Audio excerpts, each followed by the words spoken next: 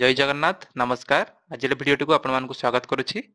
आज आम जानिबा ना निर्माण श्रमिक कल्याण योजना स्कॉलरशिप विषय रे सेटा केउ माने अप्लाई करि परिबे, केते तार स्कॉलरशिप अमाउंट आसीबो, केबोटु से एप्लीकेशन स्टार्ट हेछि आ केते पर्यंत तार लास्ट डेट अछि, केन कोन डॉक्यूमेंट आवश्यक पड़िबो सब डिटेल्स आसी जानिबा।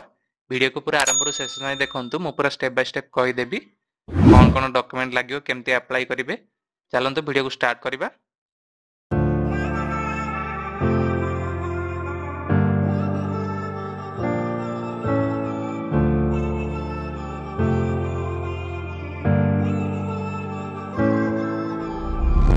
प्रथमे कौन करेंगे देखंतु, जेकोसी गोटे ब्राउजर को ओपन कर नेबे, सेठी सर्च करेंगे स्टेट स्कॉलरशिप लिखि सर्च कले आपन प्रथम वेबसाइट आसी जिवो scholarship.odisha.gov.in। आर लिंक मध्ये हम डिस्क्रिप्शन रे दे देछि, आपन माने सेठु पाई परिबे।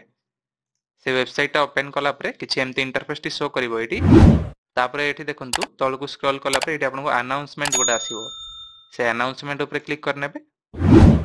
तापरे एठी देखंतु न्यूज एंड अनाउंसमेंट भितरे आपनकर प्रथम अछि ना लेबर एंड ईएसआई डिपार्टमेंट रो जोटे कि आसी गाइडलाइन बा नोटिफिकेशन आसी। एटा आसी आपनकर 6 फरवरी 2025 रे। व्यू डिटेल्स ऊपर क्लिक कला पर देखंतु एटे लिखा अछि ना labour and ESI department is inviting online applications of निर्माण श्रमिक Kalyan Yojana for academic year 2024 और 25 पई ना केउ माने एलिजिबल देखंतु। General, ST, SC, OBC, SCBC आ EBC student are requested to register and apply for scholarship by 31/5/2025 positive माने 31/5/2025 भीतर आपण माने अप्लाई करि परिबे। तार डिटेल्स अछि देखंतु। The details timeline mentioned below अछि। तळे देखंतु लिखा आइछि क्लोजिंग डेट केबे अछि ना 30/5/2025। तापर अछि देखंतु तळे गोटे दीटा ऑप्शन अछि, गोटे अछि डाउनलोड 1 डाउनलोड 2। डाउनलोड 1 ऊपर क्लिक करिकि एठी आपण माने चेक करि परिबे ना तार डेडलाइन केबे अछि, माने केबे स्टार्ट हबो केबे लास्ट अछि, सेगुडा सब एठी लिखा अछि। आपण माने डाउनलोड 2 ऊपर क्लिक करिकि ता विषय जानि परिबे ना केते टंका मिलिबो, कोन मिलिबो, सब डिटेल्स देखंतु एठी अछि लिखा आइछि। जेमति 6th और 7th क्लास रो केवल झियो मानक पई वर्षको 2000 लेखा मिलिबो।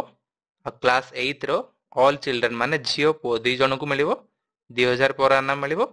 आ झियो पिला मानक पई 20% एक्स्ट्रा बेनिफिट मिलिबो। 9th क्लास रो सेमिति पो झियो सब पिला मानक पई 3000 पर annum मिलिबो। तार मध्ये 20% एक्स्ट्रा झियो पिला मानक मिलिबो। सेमिति 10th क्लास रो सब पिला मानक पई पो झियो 4000 पर annum मिलिबो, माने वर्षको 4000। सेथिरे मध्ये झियो पिला मानक पई 20% एक्स्ट्रा मिलिबो। ओडी अछि देखंतु ना cash out to the children securing 90% और अबव। जे 10th क्लास रे 90% और अबव आंची तांकू 10000 गोटे थरो मिलिबो। सेथिरे मध्ये 20% एक्स्ट्रा झियो पिला मानक मिलिबो। आ 11th और 12th पिला मानक पई देखंतु 5000 पर annum मिलिबो। सेथिरे मध्ये 20% एक्स्ट्रा झियो पिला मानक पई। आ जदि आपण माने बीए, बीएससी किबा बीकॉम किबा पीजी किछि करूचंती ताले आपन को वर्षको 7000 लेखा मिलिबो, 20% एक्स्ट्रा झियो पिला मानक पई।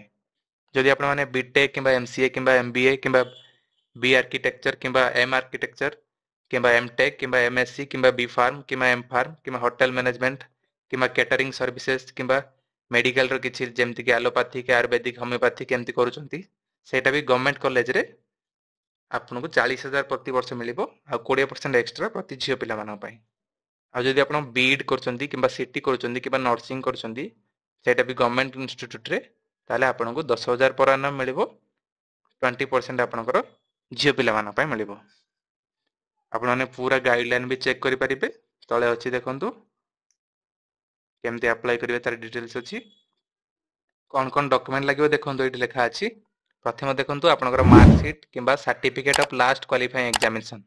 आपण लास्ट टाइम जो एग्जामिनेशन देइथिले तार मार्कशीट किबा सर्टिफिकेट लागिवो। तापर अछि देखंतु ना Aadhaar card of the parent registered with the OB and OCWW board, माने आपनकर पेरेंट्स करो आधार कार्ड लागिवो जोटा कि लेबर कार्ड डिपार्टमेंट सहित कनेक्शन थिबार अछि, माने लेबर कार्ड सहित लिंक थिबार अछि। से आधार कार्ड लागिवो आ आपनकर बीओसी आईडी कार्ड माने लेबर कार्ड आ first page of bank account of the registered BOC worker माने पेरेंट्स करो जहां नारे भी लेबर कार्ड अछि तांकर बैंक पासबुक रो प्रथम पेज टी लागिवो जोथिरे कि अकाउंट नंबर आईएफएससी कोड थिबा। आपनकर कॉलेज आईडी कार्ड लागिवो। जदि आईडी कार्ड नथिबो ताले आपण माने पूरा एडमिशन रिसिप्ट देई परिबे बा लाइब्रेरी कार्ड देई परिबे, मतलब गोटे लेटर ऑफ अंडरटेकिंग देई परिबे जोटा कि कॉलेज तरफ रु देई परिबे। कॉलेज रे गुटे अंडरटेकिंग लिखिदेवे आपण सेटा भी अपलोड करि परिबे। आपण माने चाहिले पूरा ये गाइडलाइन टाको पढ़ी परिबे। देखंतु आपनकर टोल फ्री नंबर मध्ये अछि, आपण माने आकु कॉल करिके आपनकर जदि किछि बुझिबार अछि आपण बुझि परिबे, जोटा कि 155335 आ गुटे अछि 180034567770। से स्टेट स्कॉलरशिप पोर्टल को जानतु, तार होम पेज को गला परे एटी देखन तळको स्क्रॉल करिवे, एटी अछि आपनकर निर्माण श्रमिक कल्याण योजना। एटी देखंतु आपण माने व्यू डिटेल्स ऊपर जाईकी आपण माने पूरा डिटेल्स भी चेक करि परिबे, कें कों कैटेगरी पे अप्लाई करि परिबे, सब जाक अछि। आ कें कों कोर्स बा क्लास पे अप्लाई करि परिबे देखंतु सेटा मध्ये एटी लेखा अछि। आपनकर कें डॉक्यूमेंट दरकार सेटा मध्ये लेखा अछि देखंतु। ए डिटेल्स सब चेक कर नेबे।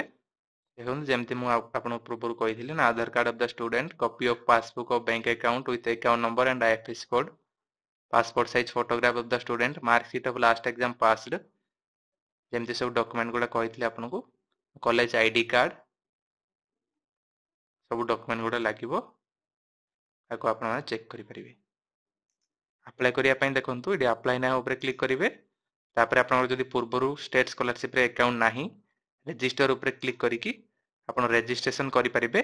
स्टेट स्कॉलरशिप पोर्टल रे केमती रजिस्ट्रेशन करा जाय जदि जानि नाहंती, तापय मध्ये मो वीडियो बनै देछि, तार लिंक मध्ये आई बटन रे अछि किबा डिस्क्रिप्शन रे मध्ये मो देइ देछि। आपण माने सेटु चेक करिकी रजिस्ट्रेशन करि परिबे। रजिस्ट्रेशन कला परे आपण माने एटी आपनकर यूनिक नंबर मिली थाए, नले आपनकर आधार नंबर आ पासवर्ड देकी एटी लॉगिन करिकी आपण माने अप्लाई करि परिबे।